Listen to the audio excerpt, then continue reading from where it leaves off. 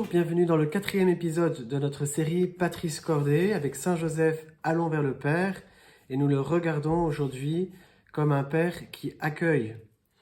Alors j'espère que vous avez lu le texte du Pape François avant de regarder cette petite vidéo, parce que vraiment c'est un des passages que je trouve les plus riches, les plus forts, qui peuvent rejoindre nos vies dans ce qu'elles ont parfois d'un peu difficile, éprouvant, et là vraiment le Pape a des mots très beaux, très encourageants, qui vont très loin.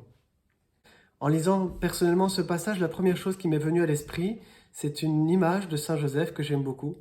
Saint Joseph qui a les yeux fermés, qui est immobile comme dans la nuit. En effet, le pape écrit « Joseph accueille Marie, son épouse enceinte, sans fixer de conditions préalables à Dieu, qui lui demande « Prends ton épouse et son enfant ». Je traduis « Joseph accueille Marie les yeux fermés ».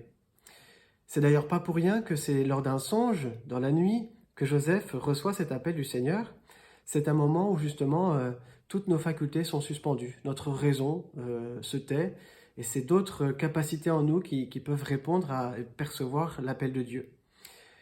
Le pape écrit ainsi « Joseph laisse de côté ses raisonnements pour faire place à ce qui arrive, et aussi mystérieux que cela puisse paraître à ses yeux, il l'accueille.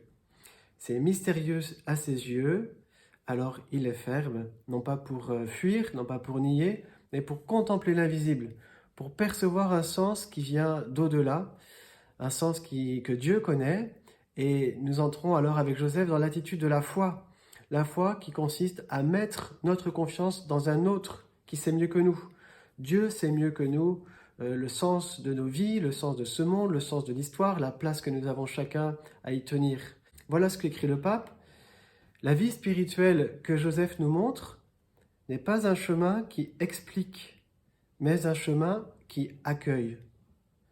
Nous nous posons des questions, pourquoi ceci, pourquoi cela, pourquoi moi et pour combien de temps? Eh bien voilà, Joseph nous apprend que nous n'aurons peut-être pas toutes les réponses ici-bas, mais il y en a un qui les a, c'est le Seigneur, que nous voulons lui faire confiance. Et un jour, nous serons avec Dieu, et un jour, nous verrons comme lui, ça ira sûrement beaucoup mieux.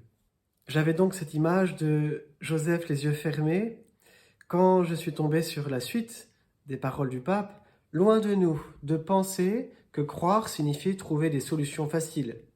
La foi que nous a enseignée le Christ est au contraire celle que nous voyons en Saint Joseph, qui ne cherche pas de raccourcis, mais qui affronte les yeux ouverts ce qui lui arrive en assumant pleinement sa responsabilité. Voilà, Saint Joseph, en fait, il a les yeux ouverts. Ouvert sur le monde, ouvert sur sa vie, ouvert sur sa tâche d'homme, sur la mission que Dieu lui confie. Autrement dit, Joseph regarde la réalité en face, et fermer les yeux, ce n'est pas justement fuir, s'échapper, refuser de voir, c'est vraiment chercher la lumière qui vient de l'intérieur, qui vient de Dieu, pour mieux vivre notre responsabilité et l'assumer. Le pape dit ainsi, Joseph n'est pas un homme résigné, il est fortement et courageusement engagé. Et cette force, nous dit le pape, c'est celle du Saint-Esprit qui se donne lorsque nous faisons confiance, lorsque, comme Joseph, nous accueillons la part un peu incompréhensible de nos vies avec confiance en l'amour de Dieu, en sa présence, en sa providence. Ainsi, avec Saint Joseph, nous voulons apprendre à fermer les yeux dans la prière, dans l'abandon confiant à Dieu, dans la recherche de sa volonté qui peut-être dépasse notre entendement. Et nous voulons aussi, en fermant les yeux, garder les yeux ouverts pour agir dans ce monde et pour prendre en main nos vies. Je termine par une question, peut-être un peu personnelle, mais qui pourrait être l'objet d'un échange. Ai-je déjà éprouvé dans ma vie aujourd'hui que la confiance en Dieu, la foi, l'abandon à son amour,